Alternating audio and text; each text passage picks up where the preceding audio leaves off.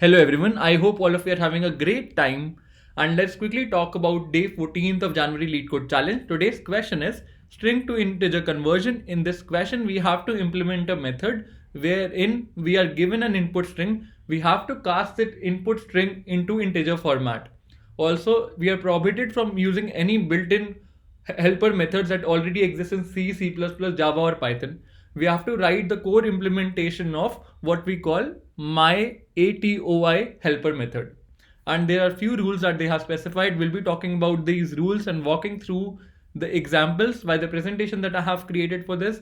The question is highly simple to understand. However, the question is important from a test driven development because the interviewer wants you to think about various test cases and write the code appropriately. So we will also follow the same approach. We'll try to extract the maximum out of the rules and we will use these information to actually build our algorithm. So let's get started.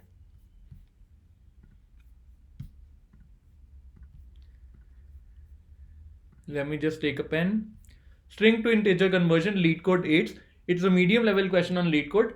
And I also feel the same given the fact that people may miss out on few test cases while coding this up.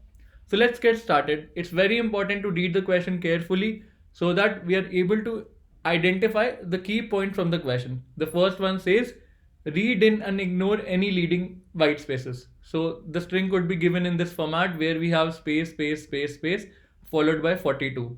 What we should do, we should trim all the leading spaces at the starting of the string, and this corner case should be handled. Let's proceed ahead. Check if the next character is negative or positive. Read this character if it is. This determines the final result is negative or positive respectively. Assume the result is positive if it is not present. So what the question is trying to say, there could be two cases. We are given plus 42, minus 42, or even without the sign, simple 42. In all these three cases, our code should work. So in case you find a symbol starting with a plus or a negative sign, you have to create a boolean variable that actually tells whether the final result is negative or positive. So you have to create a boolean negative that will signify your final result, and we'll have to use this when we have finally built our integer number, and we'll multiply this with the boolean variable if it happens to be negative. So I'll talk about it, don't worry, but just remember, using this information, we need to create a boolean variable which will signify the state of the final result. The next one that we have is convert these digits into integer. If no digits were read, then the result is 0. Again, another important corner case. Change the sign as necessary from the previous step that we discussed. So let's walk through a very simple case. We have 123 given as the input string. What we are going to do, we'll create a result variable and let's call it number. And by default, it will be initialized to 0. Let's start the iteration. The first character that we see is 1. What we will do, we'll multiply the previous number by 10 and add the current number to it. So what is the previous number that you have calculated? We have calculated previous number as 0. By default it's 0. 0 into 10 plus 1 is the updated value.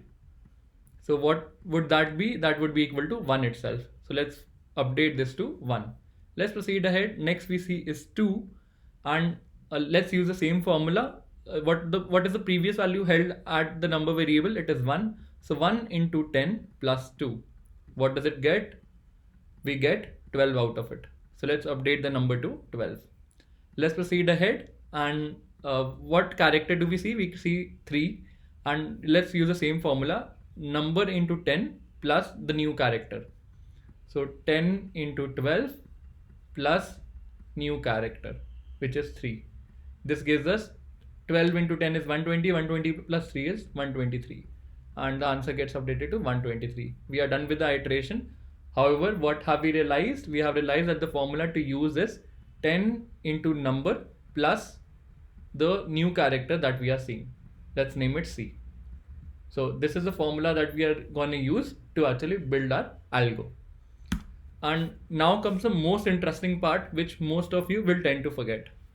If the integer is out of range of 32-bit signed integer range, which is given as this, then clamp the integer so that it remains within the range. Specifically, integers less than minus 2 raised to the power 31 should be clamped to 2 raised to the power minus 31, and the integers greater than 2 raised to the power 31 minus 1 should be clamped to the maximum integer possible value. So what it is trying to say that irrespective what value is given to you in the string, the result should be clamped within the range of integer minimum and integer maximum. Now comes the question, how are you going to do that? It's simple. We'll be using the same formula that we talked about, and how, let me just iterate through it. The final answer should always lie within the range of integer max value and minimum value. So let's hypothetically assume that we are given a very big number beyond the range of integer max value. So it has 50-60 characters in between, and all of them are valid characters, 1, 6, 7, blah blah blah. What we are going to do, we'll use this formula that we have decided in the previous section, 10 into number plus c. And when we are iterating at any intermediary step that goes beyond the range, we will check whether integer.max value is breached or not. So let's take one example, and let's assume the number is 1, 6, 7, 8, 9, 10, 14, 15. There are more digits, and let's assume we have 8 here, and there are few more digits after that as well. Right now the iteration is being done at this particular number. What we will do, we have already stored the previous computed number which lies within the range, and let's call it num. So let's use the same formula, 10 into number. What is the current character? This is the current character, plus c. If this value goes beyond the integer range, if it is greater than the max value, then that's an issue. So how can we represent this information? Let's move c, the new character, to the RHS side. What do we get? 10 into number is going beyond max minus c. So c is the new character that we are gonna add. So how does it equate to? Number is greater than max minus c by 10. So this is a simple mathematical formula that we have discussed. Let's hypothetically assume so far the number was within the range and the new character that came up was 8. And the value that we have calculated is held in the number variable. Let's use the same formula, 10 into number plus c. If it goes beyond the integer range, how can I represent this?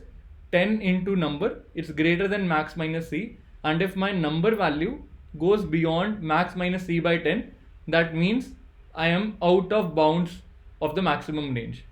And we will use this formula to actually build our final algorithm.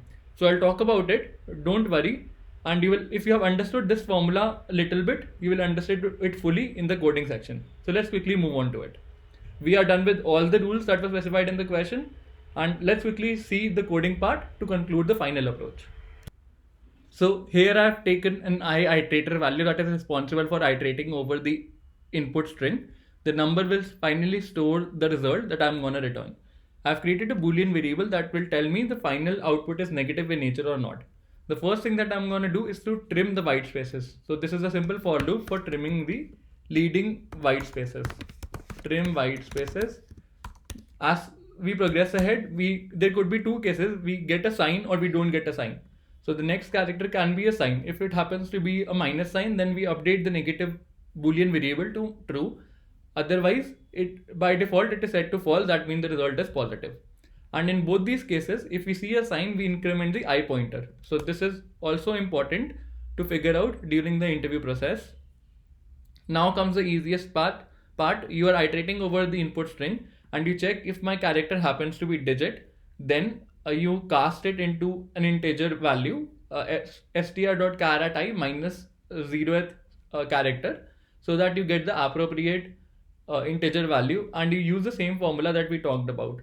The formula is updated number would be equal to number into 10 plus c, and you increment the value of the iterator. Pretty simple and straightforward, not rocket science.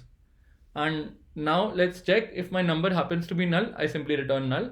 Else, if I check if my number happens to be negative, the Boolean variable is negative, then I return minus number, otherwise I'll return the same number that has been built while operating through this while loop.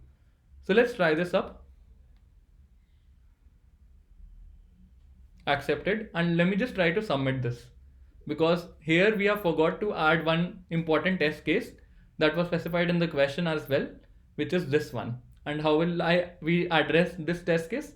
Let me just add the code for it. And let me just use the same value. Even before taking the negative one, let's take for the positive one. It will also fail.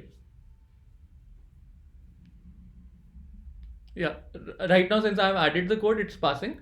But had I not added the code, it would have failed. So what we are basically doing here, we have used the same formula. If integer.max value minus c divided by 10 is less than the number value that we have previously built.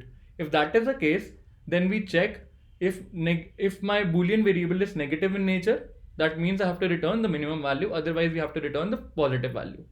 The same formula that we talked about in the presentation. So we have exploited that formula to actually address these overflow conditions in both the upper end, the max value, and the lower end, the min value. I hope you got it. It's just tweaking the equation to the RHS side and building it in such a way that we are able to identify it appropriately. Also, you could ask me that why not this way then? Integer.value is less than 10 plus n, 10 into n number plus c. We could use this as well. But if in case we go for this, then it will lead to overflow conditions if it happens to be a genuine overflow case.